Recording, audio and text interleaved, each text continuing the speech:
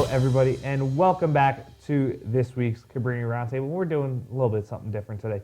I am joined here by sophomore Jason Fridge of the men's lacrosse team, and to my left is Ben Houghton of the baseball team. And so, guys, we're going to talk a little bit about your spring sports season, what's going on, and what are your expectations for this season. So, Ben, we can start with you. Yeah, just came back from a Myrtle trip, so that our whole team is a little banged up, a little tired, but we lost a lot of really key players last year. But I mean, we also gained a few guys. We got a few guys from transfers, a few freshmen. So we start off pretty hot, and we're hoping to continue to stay hot. Rich, how about you? Yeah, I'd say on our side, we kind of have a little bit of the opposite. We have a really good group of returners, especially on the offensive side of the ball. And some of our senior leaders from last year, they're coming back either for their senior year or their fifth year. And then the freshman class and our transfers also coming in hot. A lot of the young guys starting to step up. And so we have big expectations. We had a pretty young squad last year, and we made it pretty far above expectations, to be honest. And so we're really challenging ourselves this year, trying to take that next step and get back deep into a run in the tournament in May. So, bouncing right off that, so going back to the offseason, like taking back like a couple months, what was the focus for Coach Calfer coming into this season?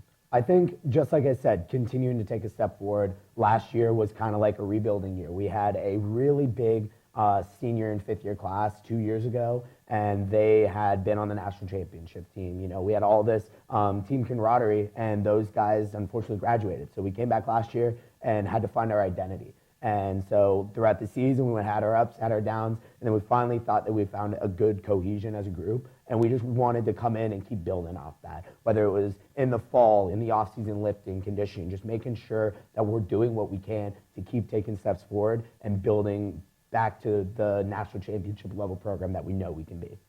So, Ben, over to you. How did Coach Weisschipel, what did he want from you guys coming in this year? Yeah, I mean, basically what Fridge said happened last year. We lost our star third baseman, our star shortstop, and then one of the best center fielders I've ever played with in center. So basically just losing those guys. Our whole motto is defense, and they love defensive players. So really just losing those guys really hurt us on defense. So in the offseason, we just worked on defense, because they knew we had the bats.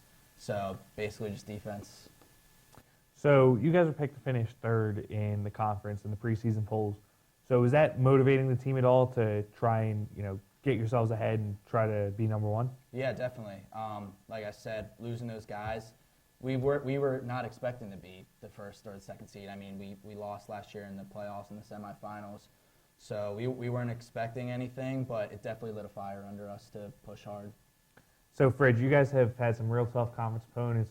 You've had Tufts, Lynchburg, Dickinson. So how have these tough opponents prepared you for the postseason, towards the end of the year? Well, that's exactly what they do. Playing top 10 teams in the country, it prepares you for what you're going to have to go through if we want to make a deep tournament run. And in years past, these games have kind of served as like getting our battle scars early so we can learn, hit our conference with momentum and come out of our conference tournament. If we're lucky enough to win it and get a tournament berth, making sure that we're ready to play some of the top teams, the Salisburys, the Tufts game that we have coming up. That's going to be huge.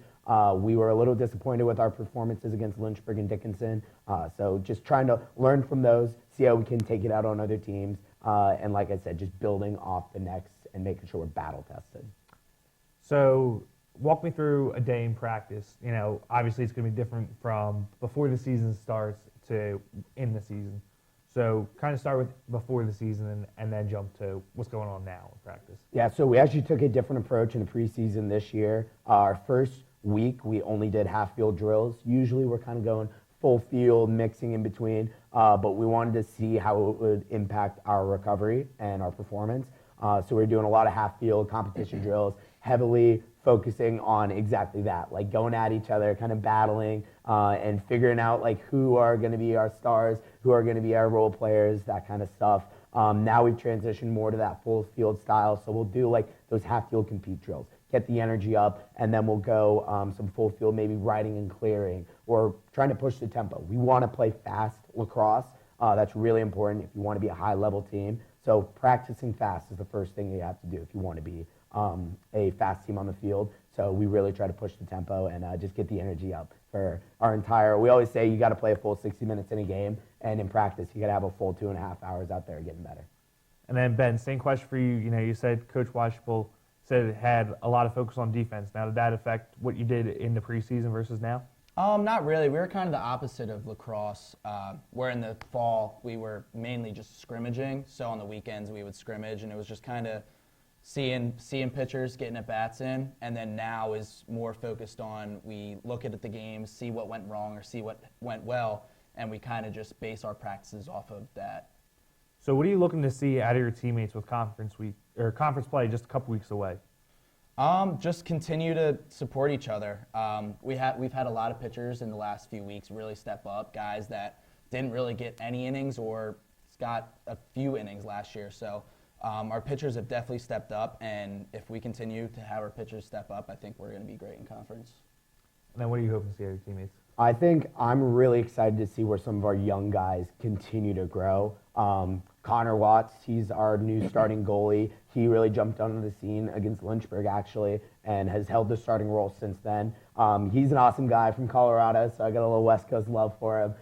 But he's been playing really well. Connor Jerez just became a starting attackman for us, and he's another just great guy who's always in the right spot, making the right plays, and even off the field, just one of those guys you see in the locker room, and he'll always have a smile on his face, dap you up, something like that. So I'm really excited to see who's next out of this young group, or even some of our seniors who are going to come into a new role and really just see how our team comes together. Usually in conference play, that's when we start to hit our stride. So definitely going to be an interesting March, April as we go through there. Yeah, so that's March and April. Kind of in May, you guys, in any of our lifetimes here, you haven't lost the conference championship since back in 2001 or 2000. So does that put a chip on your shoulder once you get into the conference tournament? I think it's more that it lights a fire under us, because you don't want to be the team that ends the streak. And it's tough because everyone in our conference knows that we're the team to beat. So we will get the best game from Wittenberg, Newman, Marymount, everyone in our conference. So coming in with that, it's something that we're proud of. It's something that we expect, really, when we come in the first day of practice. We expect to walk out with the conference championship. And so it's all about building every day to make sure that we get the job done. And we know that we play a tough non-conference schedule, and that's why we kind of have that out-of-conference loaded up, so that we can have a good resume going in. And we have an automatic qualifier through our conference championship, but that isn't guaranteed. So it's all about just making sure that we're humble about it. We know that we're going to get the best out of every team and bring in our A game every day, because you never know when somebody's going to try to outwork you. And then, Ben, over to you. You have a much younger program, just started back in 2017, yet to win a conference championship. So how does that motivate the team? Yeah, last year we felt it. It was the last year with most of our starting lineup was guys that were there since day one. So losing that game the way we did was just heartbreaking. I believe it was back in 2018. My fault, 2020 with COVID.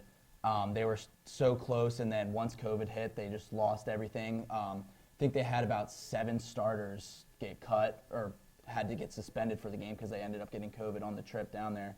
So ever since then, our coaches have just been talking about how we need to get back, because we believe that we can do it. All right, well, we hope both men's lacrosse and baseball and all of our Cabrini athletics here have great seasons. I'm Matt Rutherford. Thank you for Jason Fridge and Ben Houghton for joining me, and we'll see you next time here on the Cavaliers Roundtable.